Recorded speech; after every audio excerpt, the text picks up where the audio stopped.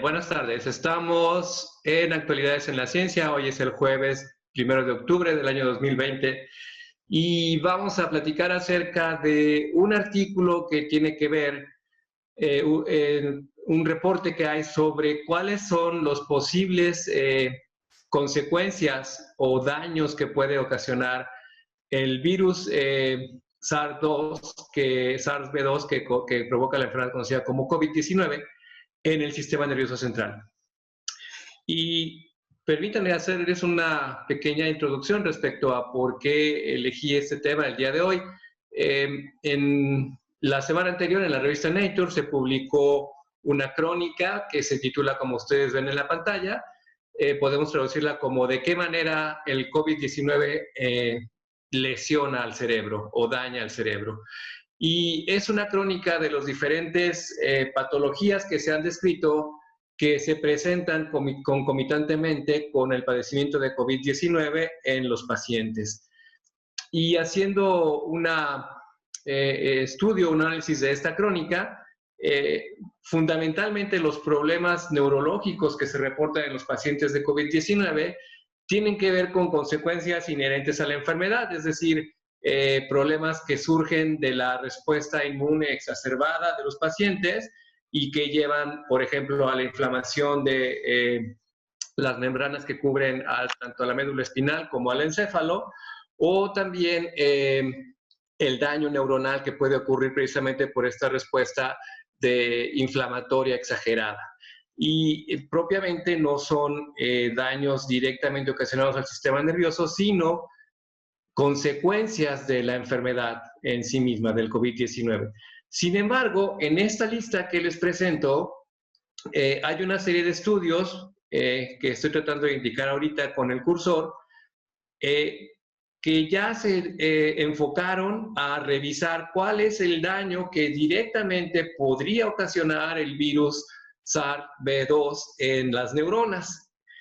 Y una situación que me pareció muy interesante de esta crónica, y que les explico esto por la naturaleza del estudio que les voy a exponer, es que todos estos estudios que estoy señalando ahorita con el cursor son trabajos que no se han publicado, pero que están registrados en una base de datos que se conoce como bioRxiv. El bioRxiv es una página patrocinada y mantenida por los laboratorios Cold Spring Harbor de los Estados Unidos, en los cuales los científicos que están realizando estudios exponen o publican sus trabajos antes de remitirlos a alguna revista científica para publicación. Y por otra parte, estos estudios aquí, o este sitio aquí, tiene todas las características de lo que podemos considerar como una revisión o una evaluación por pares. Hay un comité que permite el acceso o la incorporación de estos estudios, supervisando que sigan los lineamientos generales de la bioética en investigación y también de la rigurosidad del método científico.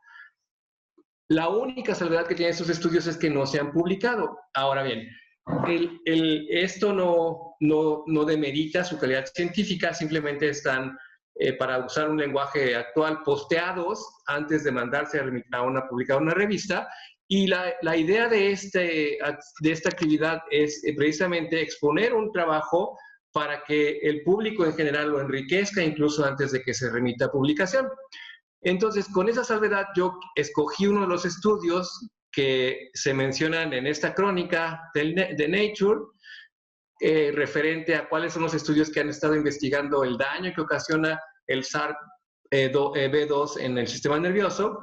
Escogí uno que precisamente tiene que ver con la infección que directamente puede ocasionar puede realizar el virus en las neuronas, y cómo puede prevenirse esa infección con un agente antiviral. Entonces, el trabajo se titula, como ustedes ven aquí, el sofosbuvir protege a los organoides cerebrales derivados del tejido humano de la infección con SARS-CoV-2. Para situarnos en el tema o en el método que utiliza este estudio, estos investigadores realizan lo que se conoce como la inducción de células pluripotenciales a partir de células ya diferenciadas. Este es un método que ya ha estado reportado quizás desde hace unos 10 años. Consiste en tomar fibroblastos humanos y utilizar un cóctel de factores de transcripción para transdiferenciar a los fibroblastos en neuronas. Ya en una sesión previa de autoridades en la ciencia hemos visto este método, cómo se utiliza para transdiferenciar células. Y en este caso en particular, los investigadores utilizan el método de transdiferenciación para precisamente transdiferenciar fibroblastos e inducir la formación de neuronas.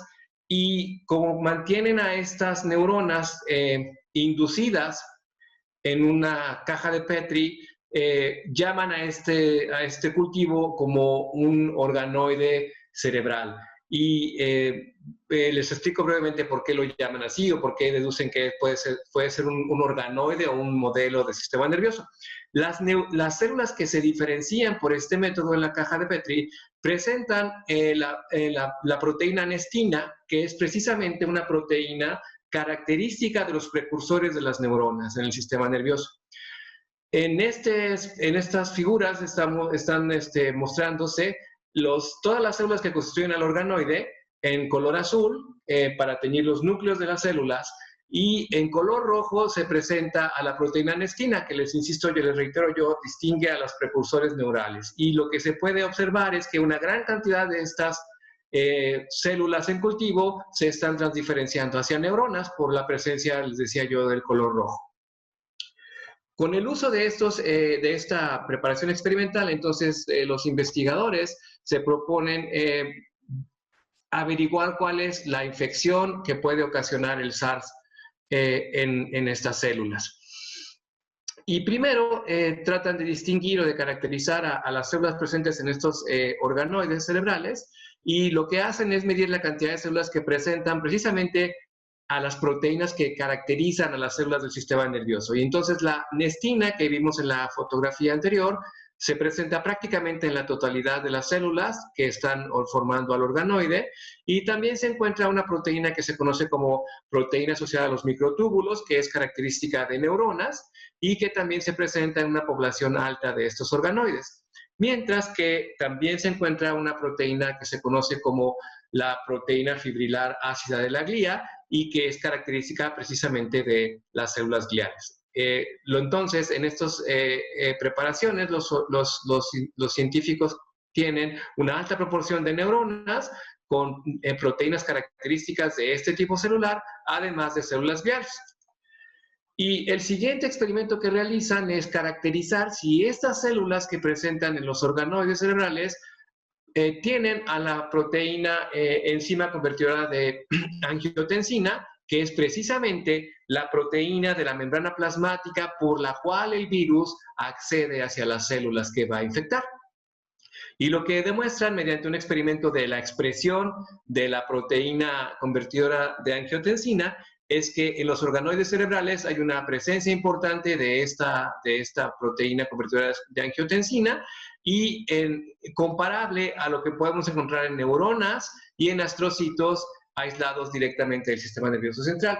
Es decir, estos tipos celulares presentan la vía por la cual el virus puede infectar a las células. En el siguiente experimento, entonces, lo que hacen es precisamente exponer a sus organoides cerebrales a la infección con el virus SARS. En esta serie de experimentos, de fotografías, les muestro yo los experimentos que se hacen al respecto. Tienen aquí los organoides cerebrales infectados con el virus SARS. En la primera hilera de fotografías vemos la respuesta o la presencia del virus, de las proteínas que forman al virus, cuando se exponen simplemente a un líquido que se utiliza como vehículo de infección. Cuando no hay el virus, las células no están infectadas, pero tenemos a todas las células características de los organoides, entre ellas a los precursores neuronales.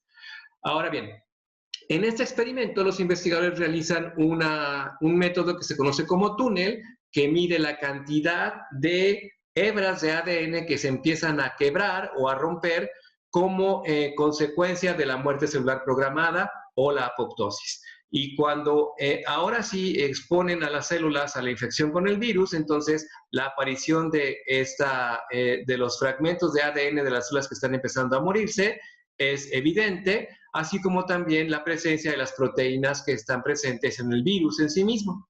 Y lo interesante es que la cantidad de células neuronales empieza a disminuir porque estas células están muriéndose. En la tercera hilera tenemos a los organoides en otro grupo de experimentos expuestos al virus, pero simultáneamente al agente antiviral que ellos están evaluando. Este agente antiviral es un inhibidor de la replicación del material genético del virus. Y cuando se expone simultáneamente el virus con el inhibidor de su división celular, entonces tenemos que los organoides no se infectan, el DNA no se fragmenta y las neuronas permanecen vivas. Se hace un conteo de estas células, así literalmente contando a las células, y entonces se aprecia que las células cuando están infectadas con el virus, como se demuestra aquí en esta barra, tienen una gran cantidad de material génico que se está fragmentando, y cuando se aplica simultáneamente el antiviral, entonces el DNA deja de fragmentarse. Jorge. Sí. No pasan las transparencias, las fotos. Oh, no. Te quedaste en la enzima convertidora de angiotensina. Aquí en el A y el B. Sí. Oh. Desde hace rato. Lo siento. ¿Qué habrá pasado? No sé. Déjame salirme. Ya me salí de compartir la pantalla. Sigue viéndose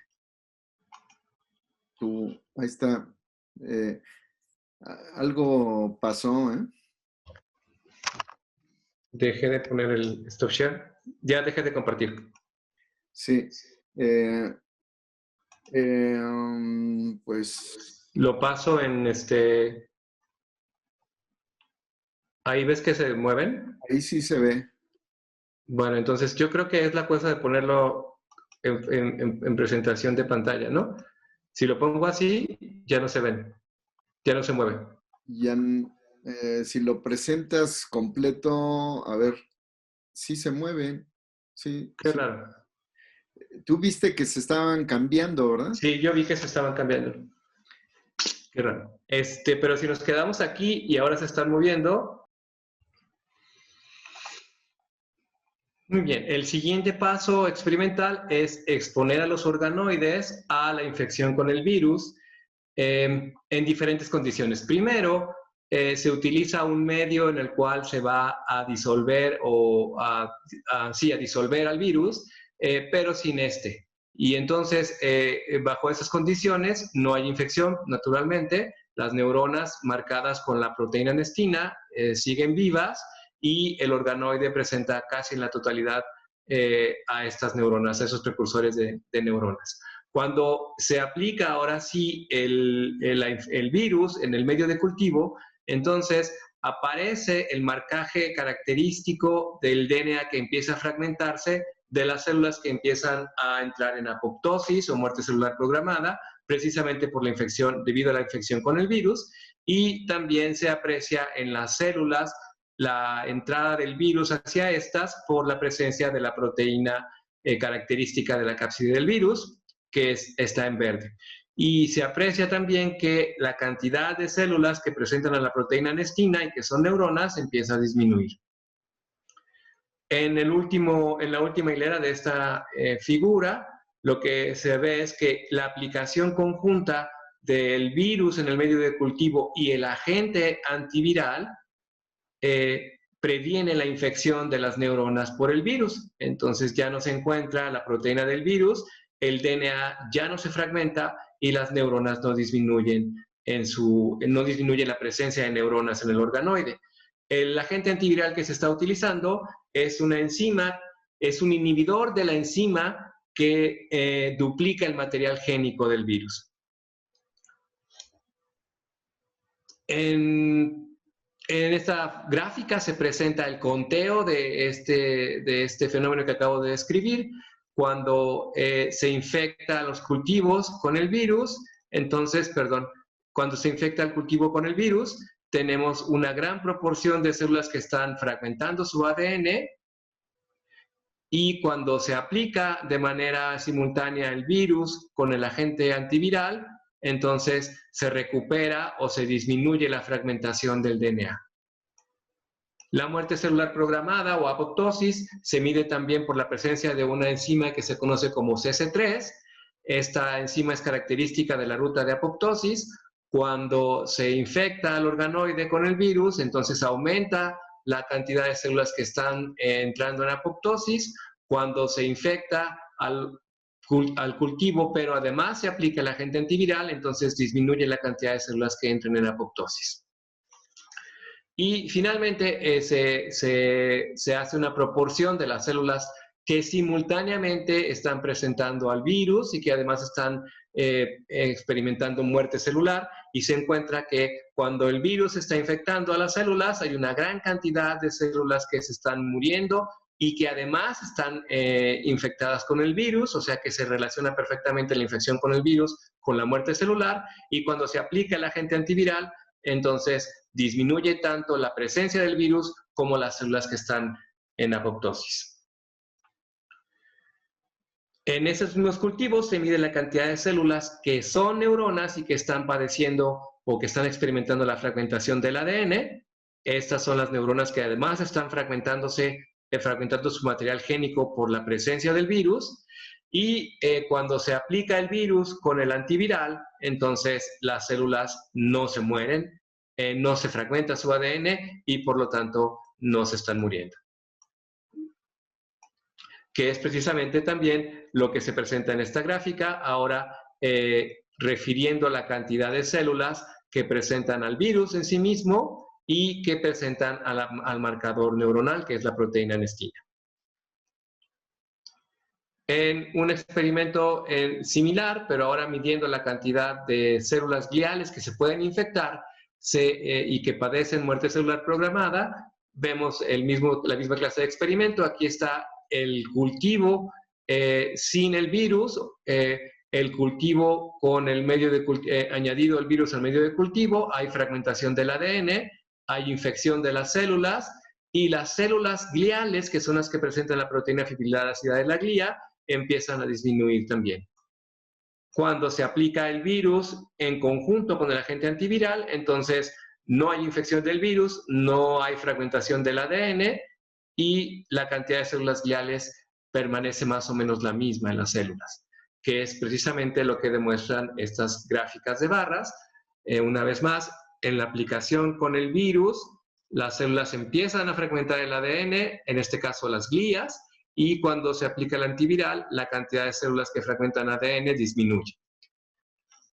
Lo mismo cuando se hace la presencia del virus en sí mismo con respecto a las células gliales que se encuentran en el organoide. Entonces, la conclusión del experimento es el virus también infecta a las células gliales, aunque en una menor proporción que a las neuronas. Los siguientes experimentos son variaciones sobre los que hemos estado hablando. Hay una infección del virus o una infección falsa con el medio de cultivo. Posteriormente se mide la cantidad de la proteína asociada a los microtúbulos, que es característica de las neuronas, y se observa que cuando no hay infección, las neuronas permanecen en el organoide.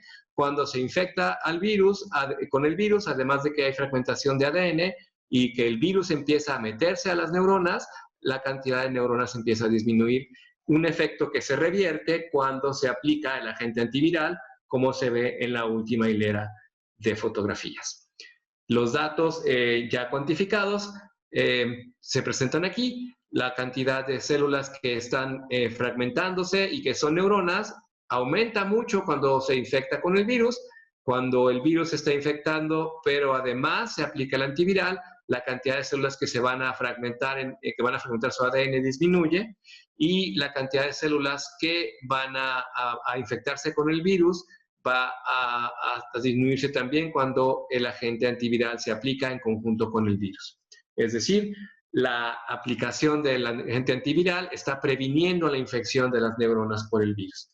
Y en una serie final de experimentos, este grupo, además de caracterizar a estas neuronas por la presencia de las proteína asociada a microtúbulos, mide la cantidad de una neurona que se encuentra precisamente en la sinapsis, que es la proteína que transporta el ácido glutámico, que es característica de las terminales sinápticas de las neuronas, y esencialmente encontramos los mismos resultados. Cuando no hay infección, tanto las neuronas permanecen como la proteína característica de la sinapsis. Cuando se infecta a las neuronas, cuando se infecta con el virus, disminuye la cantidad de neuronas y asimismo disminuye la cantidad de sinapsis que se encuentran en las células que todavía permanecen vivas, y este efecto se evita o se previene cuando la infección con el virus, cuando el virus se aplica en el medio de cultivo junto con el agente antiviral, lo cual se demuestra